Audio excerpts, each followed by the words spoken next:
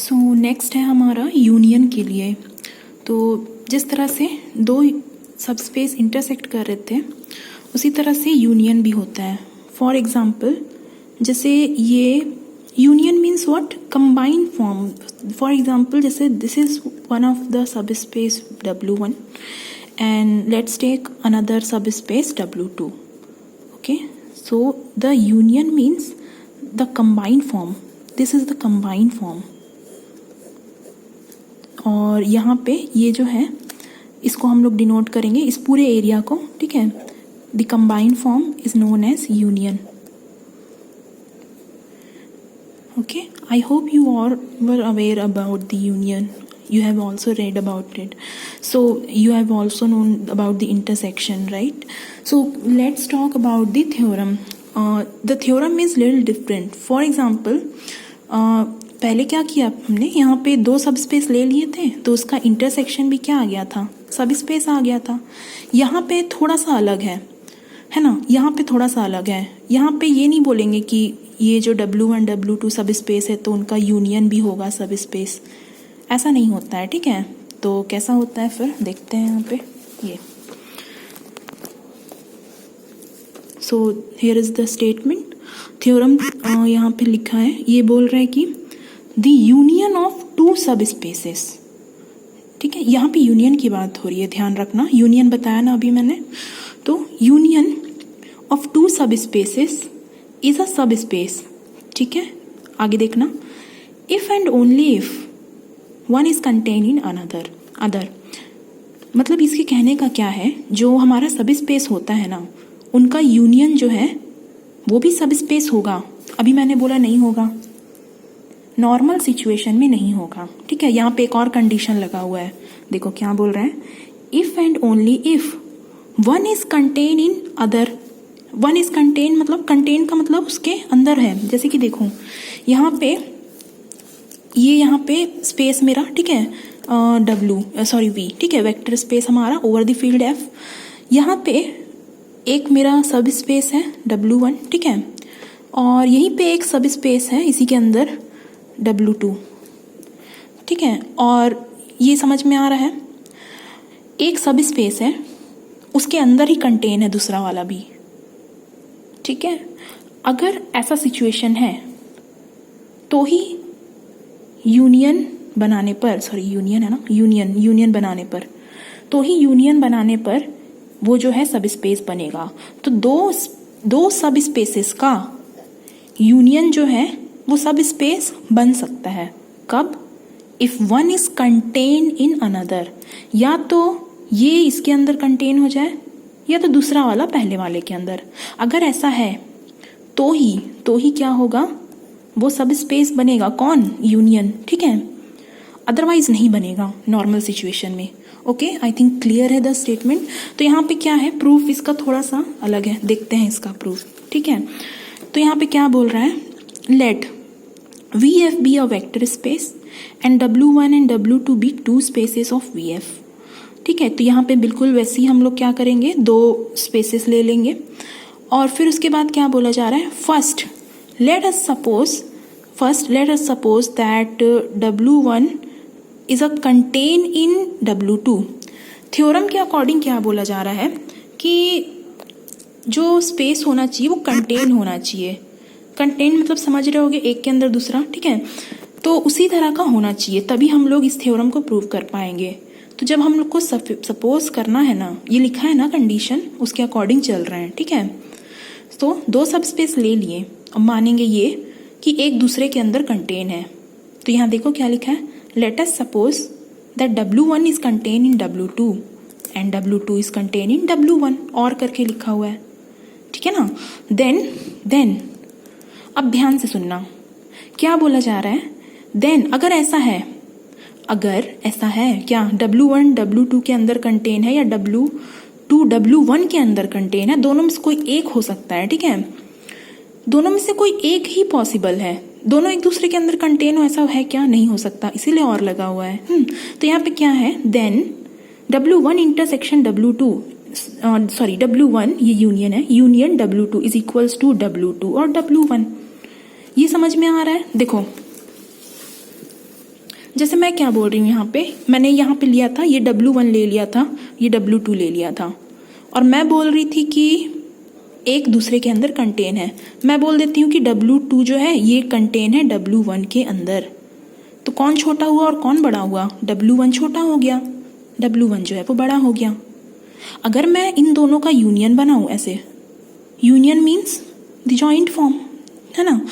अगर मैं इन दोनों का यूनियन बनाऊँ, जो शेडेड एरिया है उस पर ध्यान देना। तो अगर मैं इन दोनों का यूनियन बनाऊँ तो किसके बराबर होगा? इस पूरे के बराबर होगा। और ये पूरा क्या है? ये W1 ही तो है। तो ये समझ में आ रहा है। अगर W2 कंटेन है W1 के अंदर, ध्यान से सुनना, अगर W2 कंटेन है W1 के अंदर, तो अगर हम लोग इसका यूनियन बनाएंगे तो वो बराबर होगा किसके? बड़े वाले स्पेस के, मतलब W1 के, जिसके अंदर कंटेन है। ठीक है, ध्यान रखना।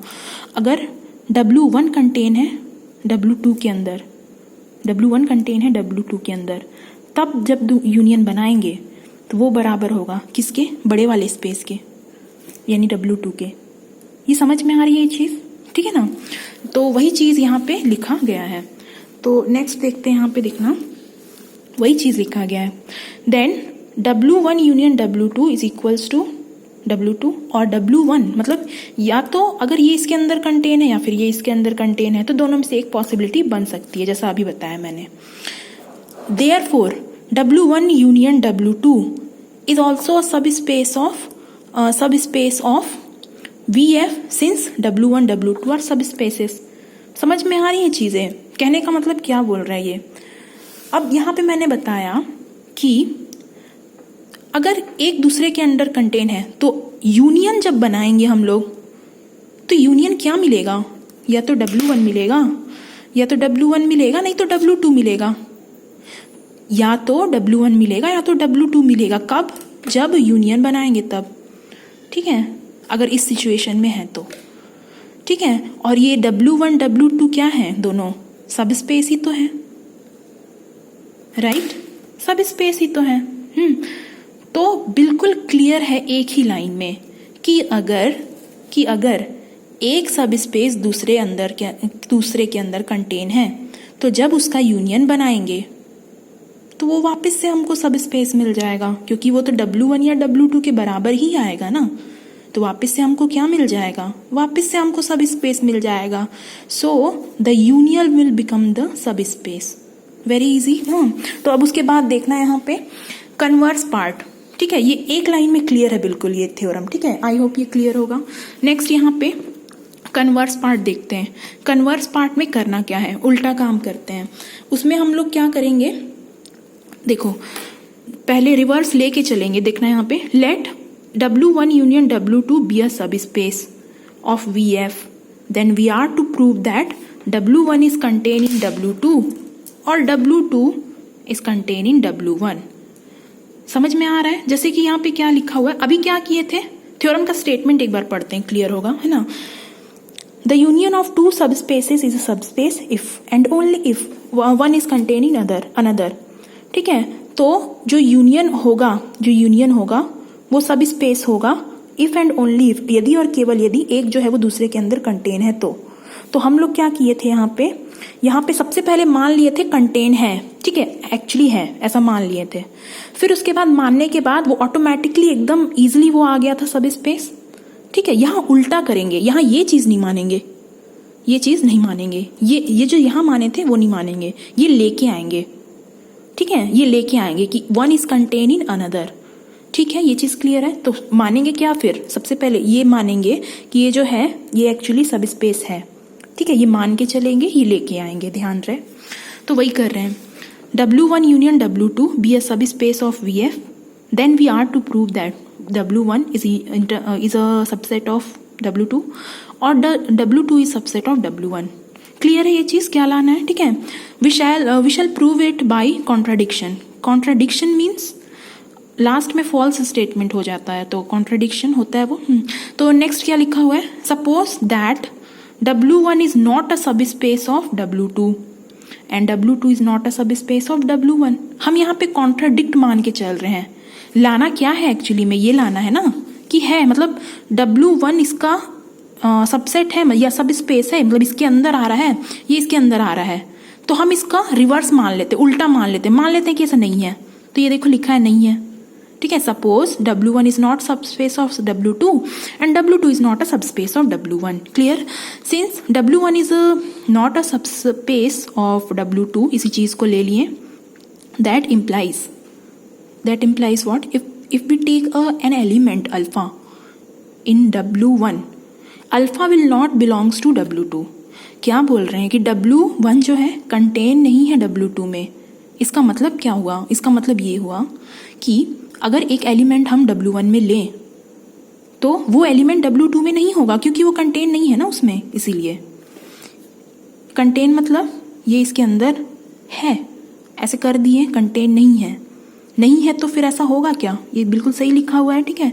अगर अल्फा W1 में है तो वो W2 में नहीं होगा।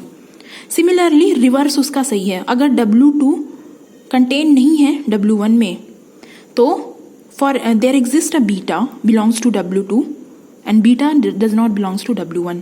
ठीक है, ये चीज़ आई होप ये क्लियर होगा। नेक्स्ट क्या लिखा हुआ है, इन्हीं दोनों को इक्वेशन 1 2 दे दिए हैं। Now from 1 and 2 alpha belongs to W1, ध्यान देना अल्फा बिलोंग्स टू W1, ठीक है। That implies alpha belongs to W1 union W2। ध्यान से सुनना, यूनियन का मतलब समझते हो अच्छे तरीके से, ठीक है। यूनियन, ठीक है, मैं ऐसे बना लेती हूँ समझने के लिए। W1 W2 क्या बोल रहे हैं यहाँ पे कि अगर अल्फा W1 में बिलोंग करता है तो अल्फा बिलोंग करेगा W1 W2 के यूनियन में भी। देखते हैं, ले लिए अल्फा, ठीक है। ध्यान से देखो, अल्फा W1 में बिलोंग कर रहा है तो अल्फा इन दोनों के यूनियन में भी तो बिलोंग करेगा ना। ऐसा होगा, ऐसा डेफिनेटली होगा। Union means the whole set, है कि नहीं? तो होगा ऐसा। सिमिलरली बीटा अगर W2 में बिलोंग कर रहा है, ले लेते हैं बीटा, ठीक है। तो अगर बीटा W2 में बिलोंग कर रहा है तो क्या वो यूनियन में बिलोंग नहीं करेगा? करेगा, डेफिनेटली करेगा, ठीक है। तो यहाँ ध्यान देना, अल्फा बिलोंग्स टू W1, ये चीज़ क्लियर होगी, ठीक है। Again since W1 and W2 is a subspace and so we have alpha beta belongs to W1 union W2। ये क्यों लिखा है कि ये सब स्पेस है? ये लेके चल रहे हैं, ये देखो, ठीक है ना, स्टार्टिंग से लेके चल रहे हैं। तो यहाँ पे क्या है, क्योंकि यूनियन जो है हमारा वो सब स्पेस है ऑलरेडी, सो वी हैव क्या चीज़ होगा हमारे पास, अगर अल्फा बीटा बिलोंग करता है W1 यूनियन W2 में तो अल्फा प्लस बीटा भी कहाँ बिलोंग करेगा? W1 यूनियन W2 में। क्यों करेगा? क्योंकि W1 यूनियन W2 सब स्पेस ही तो है ना। तो वेक्टर का अगर वेक्टर्स बिलोंग कर रहे हैं उसमें, क्योंकि वो सब स्पेस है, तो क्या उसका एडिशन नहीं करेगा? बिल्कुल करेगा, ठीक है। तो यहाँ पे ध्यान देना, अगर ऐसा है तो अल्फा प्लस बीटा बिलोंग करेगा, यूनियन में बिलोंग कर रहा है मीन्स W1 में भी बिलोंग करेगा, W2 में भी करेगा, मतलब और जैसे कि देखो अभी क्या बोल रहे थे, ये है हमारा यूनियन, ठीक है। यूनियन क्या है हमारा, इस तरह का, मतलब ये जैसे बना हुआ था, मान लो इसी को, ठीक है। अल्फा प्लस बीटा कहीं पे बिलोंग कर रहा है, मान लो यहाँ कर रहा है, ठीक है, यहाँ पे। तो वो ऐसा नहीं है कि दोनों में बिलोंग करेगा। दोनों में कब बिलोंग करता है? इंटरसेक्शन में। जब हम लोग यूनियन की बात कर रहे हैं ना, यूनियन की, तो किसी एक में ही बिलोंग करेगा, ठीक है, ये चीज़ ध्यान रखना। तो इसीलिए और लिखा हुआ है, या तो ये W1 में बिलोंग कर जाएगा, नहीं तो W2 में। क्लियर? नेक्स्ट क्या लिखा है, if alpha plus beta belongs to W1 then alpha plus beta minus alpha is equals to beta belongs to W2। ध्यान देना, यहाँ पे ध्यान देना खासकर, अल्फा प्लस बीटा कहाँ बिलोंग कर रहा है? W1 में। तो alpha plus beta minus alpha, ये क्या चीज़ हो रहा है यहाँ पे? ये कहाँ से आ गया? ये एक्चुअली लिया गया है ताकि हमको बीटा मिल जाए, क्योंकि सॉल्व करने पे मिलेगा ना बीटा। लेकिन क्या ऐसा लिख सकते हैं? बिल्कुल लिख सकते हैं।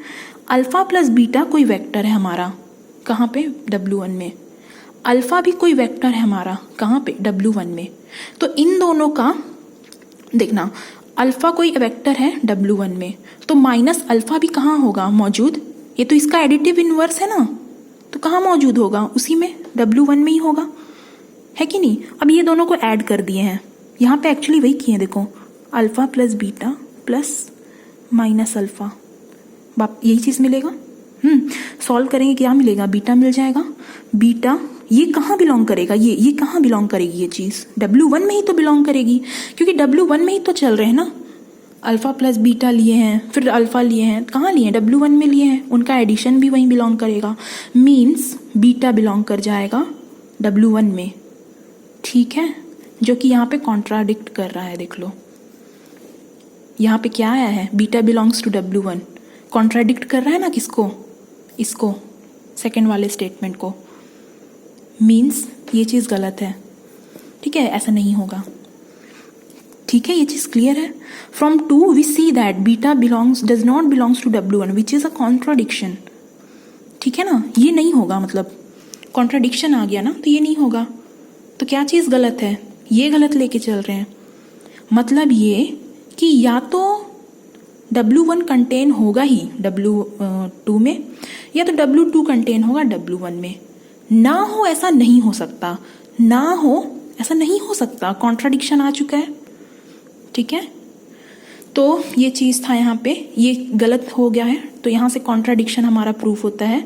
मीन्स ये डेफिनेटली होगा कि one space is contain in another, otherwise the theorem is not complete, ठीक है। तो अगर सब स्पेस ले रहे हैं, अगर बोल रहे हैं कि यूनियन सब स्पेस होगा, तो ये ज़रूर होना चाहिए कि एक दूसरे के अंदर कंटेन करे, नहीं होगा तो फिर गलत है।